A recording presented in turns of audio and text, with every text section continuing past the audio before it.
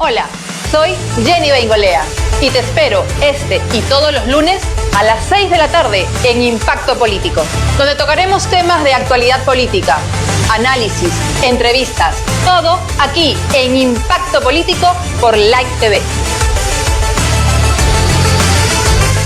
Fuego TV.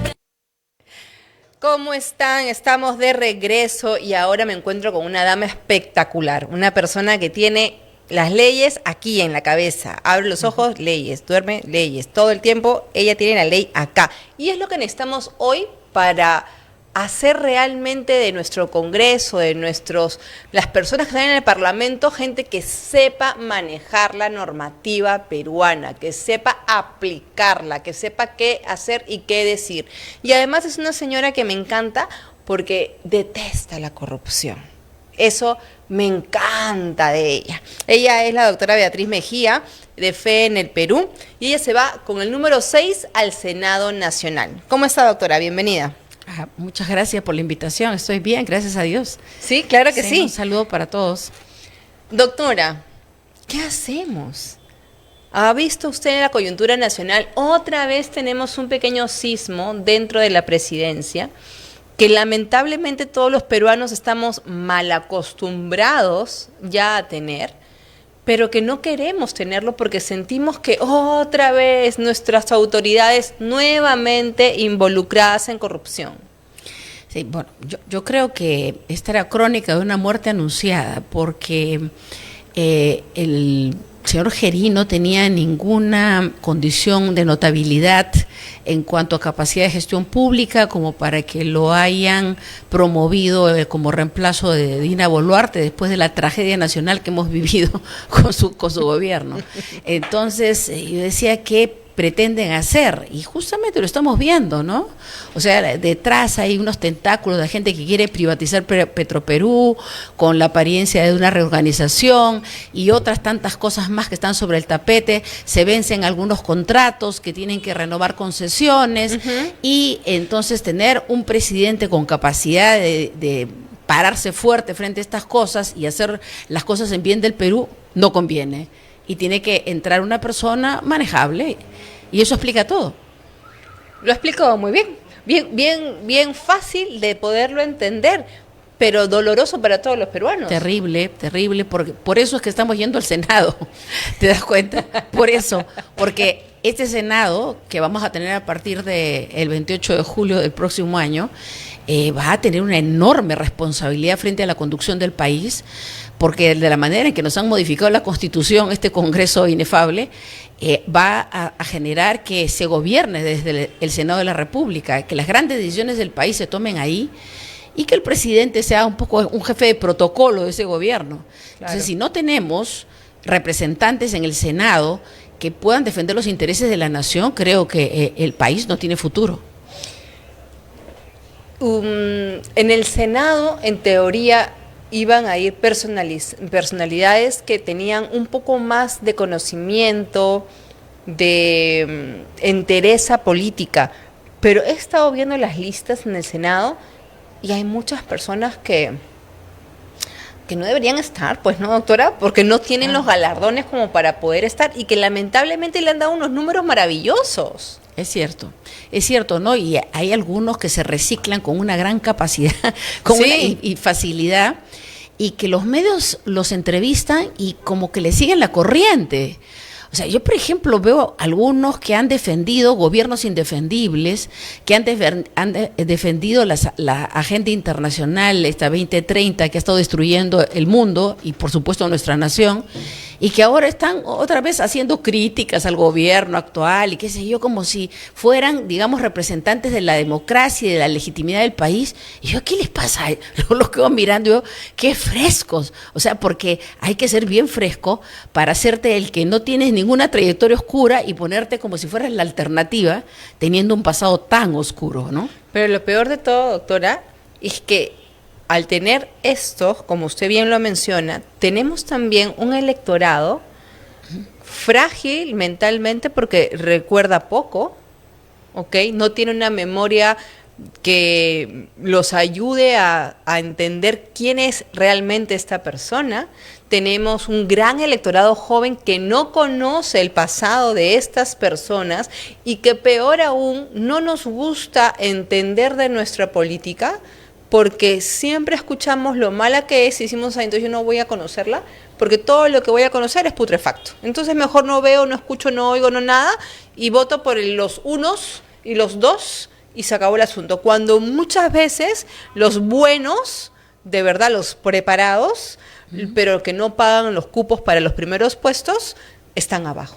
Porque es la verdad, doctora. Es cierto, bueno, el voto preferencial permite que si tú tienes, aunque sea el último número, puedas ser el más votado, ¿no? Y yo recuerdo una vez Marta Chávez, cuando le estaban discutiendo el lugar, dijo, bueno, denme el último número, creo que le dieron el 120 de la lista del Congreso y salió la más votada, salió la 1, ¿no? Entonces, el número es referencial, eso de votar por el 1 o el 2 porque son los mejores, eso no es verdad. No, pero es lo que la gente no letrada en política dice, a ver, ¿quién es el 1? Debe ser bueno, que eso hasta en la cola lo definen, doctora, usted lo sabe, ¿no es cierto? Y votan, y se acabó el asunto, y ya está, sin darse cuenta que ese voto que usted va a tener en abril va a ser decisivo para no estar pasando por estas cosas nunca más. Así es. Bueno, es que ¿cómo instruimos? ¿Cómo les hablamos a los chicos? Si uno tiene un poco de, digamos, de responsabilidad por su propia vida y la de su familia, tienen que ponerse a buscar información respecto a todos los candidatos y sobre todo tratar pues de votar por aquellos que ya tienen una trayectoria conocida, o sea que, porque también hay que ser bien fresco para postularse al Senado de la República sin tener ninguna preparación en lo que es legislar, ¿no? Que no saben nada del tema y que ni siquiera tienen preparación política, no tienen ninguna preparación, mejor dicho, para estar en el Congreso y se postulan y dicen, no, consigo asesores y por lo general esa gente ponen de asesores a los que los ayudaron en la campaña, que saben tanto o un poco menos que ellos sobre la vida y sobre las circunstancias en que está pasando el Perú en el contexto internacional. Entonces es una debacle, ¿no? Que son la gente propicia para que las agendas internacionales de dominación del Perú continúen, porque es la gente que les presentan los proyectos estos que van en contra de los intereses nacionales y ellos dicen amén y lo aprueban.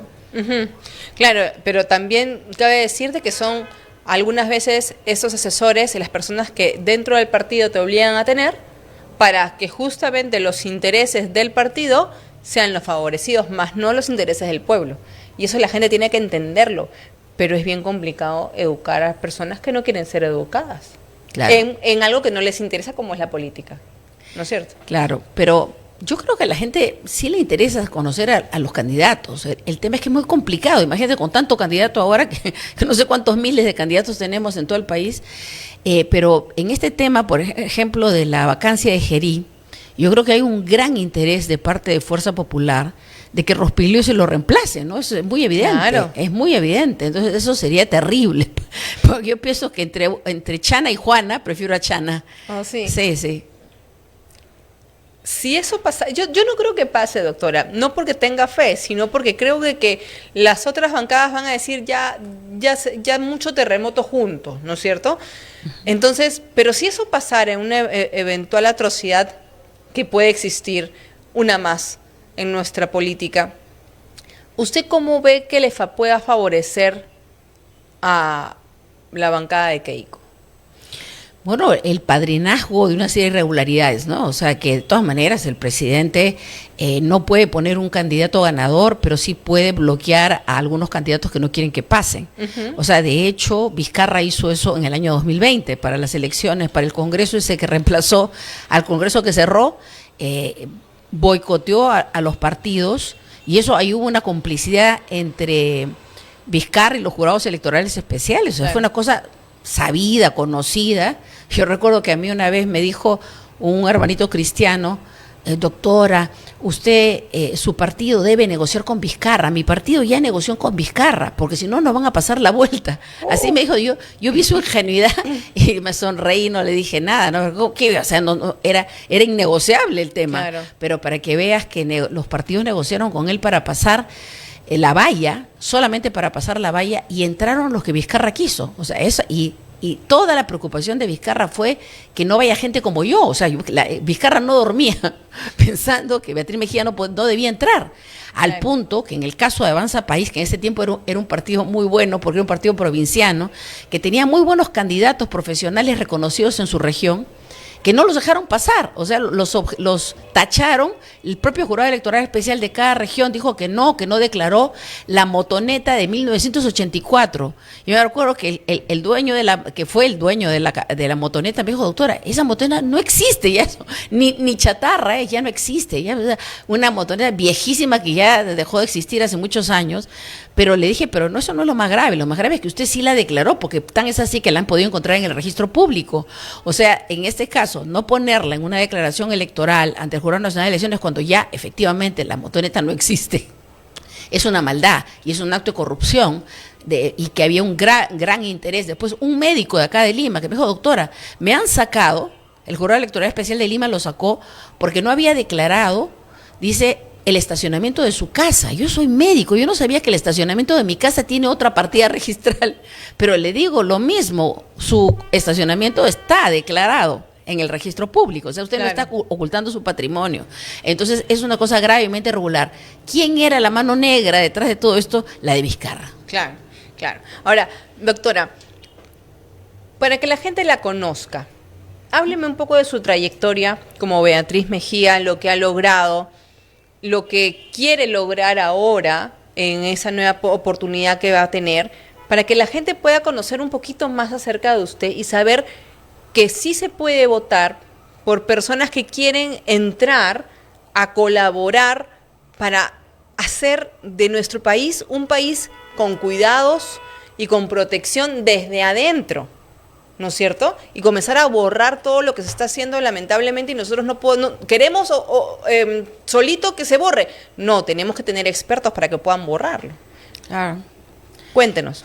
Bueno, yo he estudiado Derecho y Ciencias Políticas en la Universidad Nacional Mayor de San Marcos y entré a la universidad exonerada del examen de admisión porque he sido la primera alumna desde que entré al colegio hasta que salí en quinto de secundaria, y por ley entré sin dar examen de admisión. Y como reconocimiento a haber sacado el primer puesto en Derecho Penal con el doctor Luis Bramo Arias, me llevaron a practicar a Palacio de Justicia. Y como premio, digamos, nos ofreció al primer y segundo puesto del curso de Derecho Penal llevarnos a practicar a Palacio de Justicia. Entiendo, un juzgado penal, pero lo que pasó es que todavía no empezaba a funcionar. Fui con el doctor Heradio Zamora Vidal, que era el profesor auxiliar del doctor Bramo Arias, a la Corte Suprema, y todavía no estaban trabajando los jueces, era la 1 y empezaban 1:30. Entonces me dijo: véngase niñita, porque me decía niñita, véngase, claro, en ese tiempo era una niñita, véngase niñita, vamos a acá a visitar la Comisión de Reforma Judicial. Entonces lo recibió un exalumno de San Marcos que dijo: doctor, ¿cómo está? Que no, mucho gusto. Y dijo: acá trayendo a la niñita pues a practicar en un juzgado penal, porque ha sacado el primer puesto del curso con el doctor Bramo Arias. Pero no faltaba más, doctor, le dijo: acá necesitamos una señorita como ella para que nos ayude. Estamos haciendo una serie de proyectos de reforma en la Administración de Justicia y va a ser una escuela muy buena para ella. Conversaron unos 20 minutos, saliendo de ahí me dijo: niñita, piénselo bien, esto está interesante, pero yo quiero practicar en Derecho Penal. Le dije: doctor, mire, me dijo, acá va a practicar de todo, y tenía razón, acá va a practicar de todo. Porque ¿aprendiste mucho? No, acá ahí tenías que ver con todo el sistema de justicia, y en ese tiempo, que fue eso en el año 1977, el Ministerio Público y el Poder Judicial trabajaban unidos, era una sola institución. ¿Esa función era mejor para ti? Yo creo que cumplieron etapas distintas. Uh-huh. Se pensó en separarlos para que la Fiscalía tenga la autonomía que ahora tiene. No ha sido malo, creo que no ha sido malo, creo que fue para bien. Bueno, el tema es que me dijo: piénselo y me avisa para avisarle al señor de que usted va a venir. Porque dijo: venga mañana, acá estamos. Comenzaba a trabajar 1:30 a 7:30. Entonces lo pensé. Y lo llamé al profesor y le dije: profesor, sí, voy a ir a practicar. Y ahí empecé a trabajar. En octubre de 1977 entré a trabajar como meritoria. Meritorio es el que entra a trabajar sin sueldo.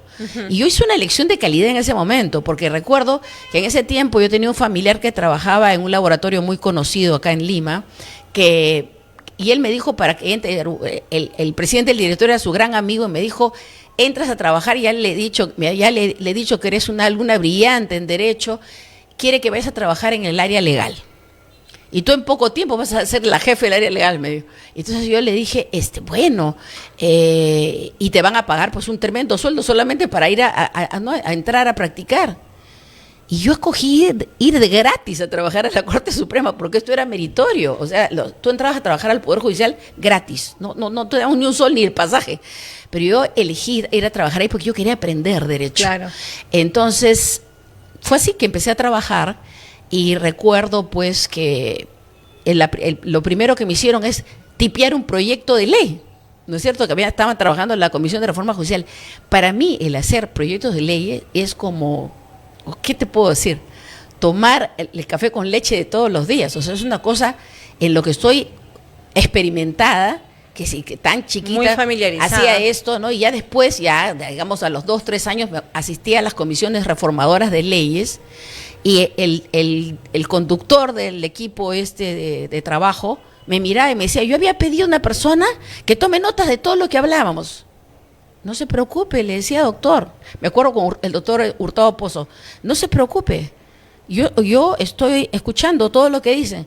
Pero no puede ser, esto es un proyecto de ley muy delicado y usted no está tomando ninguna nota. Yo, por ahí, que anotaba una palabrita, yo pedí una taquígrafa. Cálmese, doctor, yo voy a hacer el proyecto de ley.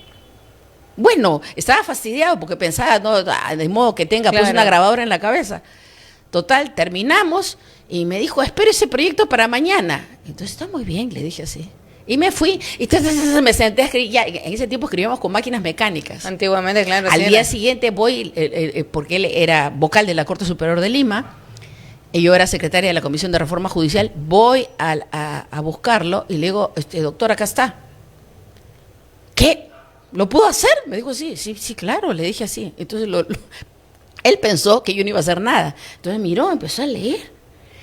Yo me acordaba de todo, o sea, de todo lo que habían hablado, o sea, todo, absolutamente todo, y había rescatado lo bueno, porque aquel que había hecho un dislate, eso no lo consideraba. Claro. Pero no hice el acta, hice el proyecto de ley. Completo. Entonces, y se lo di a él, y me dijo, caramba, me dijo así, se sonrió, y me dijo, mi respeto, ¿sabes? Creo que te voy a llevar a trabajar a mi sala. Qué lindo. Pero, doctora, entonces, si usted ve los proyectos de ley de hoy, ¿con cuántos ha llorado? Con muchísimos. Fíjate que yo al poco tiempo fui, por concurso, directora de capacitación del Poder Judicial, y capacitaba a jueces y fiscales a nivel nacional, teniendo 23 años. Porque yo entré a trabajar ahí pues entre 17 para 18, ¿no? Entonces, porque era estudiante de Derecho, pero ya a los 23 ya era abogada.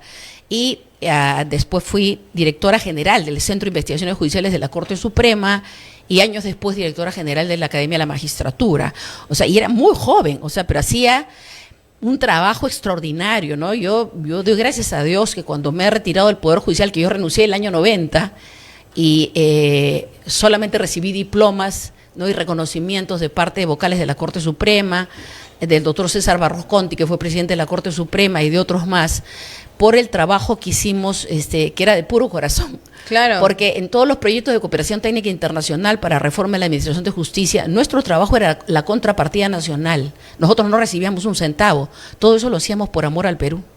Y ahora ese amor al Perú, doctora. Y todo esto ahora es amor al Perú. Porque yo digo, esto no podemos permitir que vuelva a llegar gente incapaz de hacer lo que hay que hacer, y que después nos estemos lamentando en las charlas de café, ¿no? Claro. De que el país lo está manejando gente que no debería haber llegado nunca a puestos de autoridad de poder. Y que no están preparados, como usted bien dijo, ni políticamente, ni tampoco saben de normativa ni de leyes, porque sí me parece correcto que las personas que quieran tener poder en ese país y que estén queriendo servir, porque el poder es para servir, no para servirse, tengan una preparación, doctora, porque hoy no la tienen. tienen. Hoy día creen de que si cocina rico, pues puede ser un buen candidato para la presidencia inclusive, o si sabes bailar, cosas, haces un bailecito, ¿no? Ay, qué simpático, yo voy a votar por él porque me cae bien. Exactamente. No voten porque les cae bien, por favor. Sino porque la persona que tenga experiencia en política y que tenga experiencia para sacar al Perú adelante, que eso, yo creo que se ha perdido el objetivo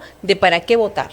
Claro. Eso me parece básico, doctora, porque si usted me menciona a las personas que están ahorita candidateando, ¿usted se ha tomado la molestia, doctora, de leer la lista de todos los partidos políticos de quienes van al Senado? Es que no las han publicado todas. Tú debes haber hecho una investigación. Todavía, sí, ya hay algunas que están publicadas y yo las he leído para llorar.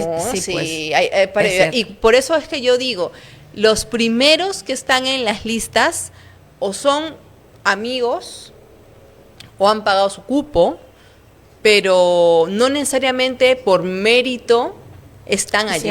Es cierto. Eso lamentablemente pasa hoy más que nunca, porque justamente como la política hoy ya no es clara y ya no es en cuestión del mérito de la persona, pasan estas cosas y los buenos quedamos afuera.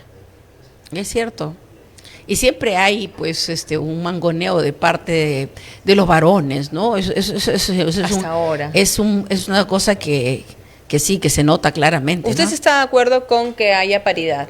Sí, ¿No es claro. cierto? O sea, sí, legalmente hablando, porque hay personas que dicen no, pero que cada uno gane su propio mérito. Pero ahora, como están las cosas, necesitamos recuperar ese espacio que lamentablemente por muchos años no se concedió. Así es. Esto ha obligado a los partidos a darle espacio a las mujeres, porque los hombres siempre acaparaban todos los puestos, ¿no? Y si ponían mujeres para salvar el honor de la lista, las ponían al final en la cola, o sea, y totalmente invisibles. Y si había franja electoral, por supuesto, nunca mandaban a ninguna mujer. Se iban ellos a ocupar los espacios de la franja, ¿no? Para los que no conocen esto, la franja electoral es el espacio que el Estado paga para que los medios de comunicación, ¿no? Los mayores reciban a los candidatos y los partidos deciden quiénes van por la franja electoral. Sí, es verdad. Doctora, por favor, díganos por quién votar este 12 de abril para que la gente sepa qué marcar para estas nuevas elecciones del 2026.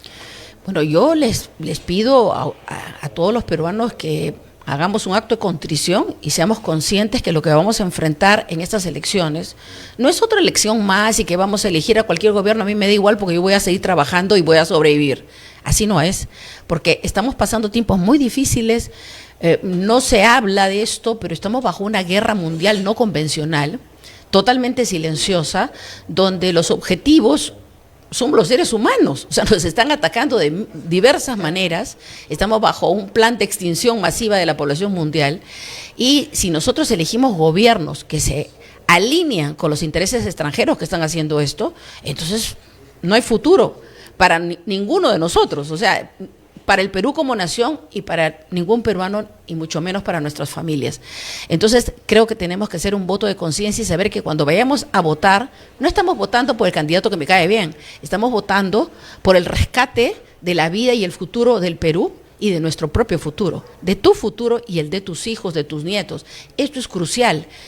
Aquellos que dicen, bueno, yo no tengo nietos, no tengo hijos, pero tienes tu propia vida, y tienes padres y tienes hermanos, entonces siempre tenemos alguien por quien hacer las cosas responsablemente.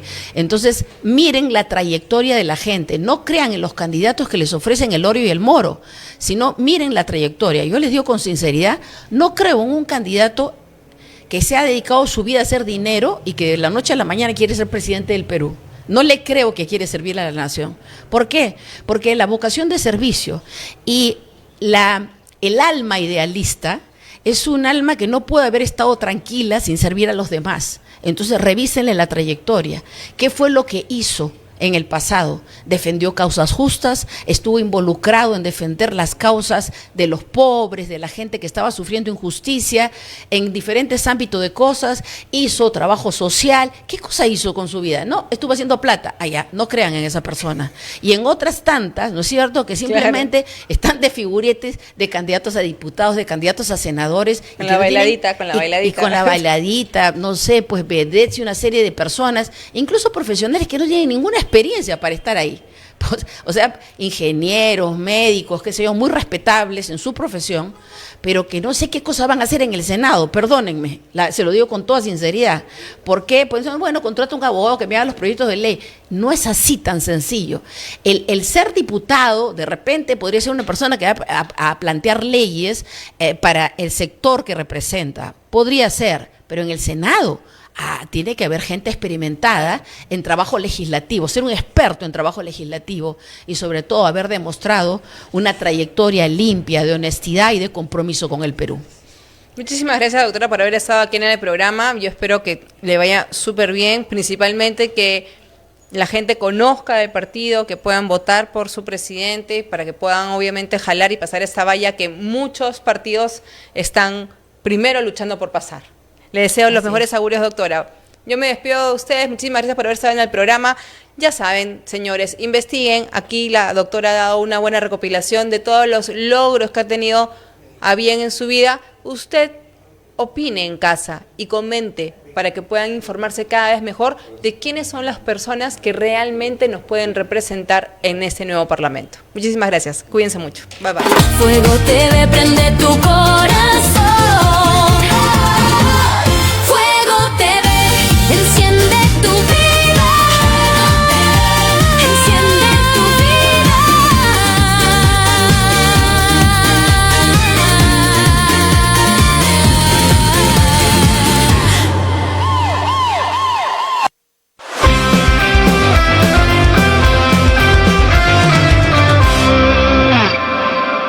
Hola, soy Carlos Sánchez, el Doc. Y los espero todos los martes y jueves a las 7 de la noche, aquí en Fuego TV, para hablar sobre los temas de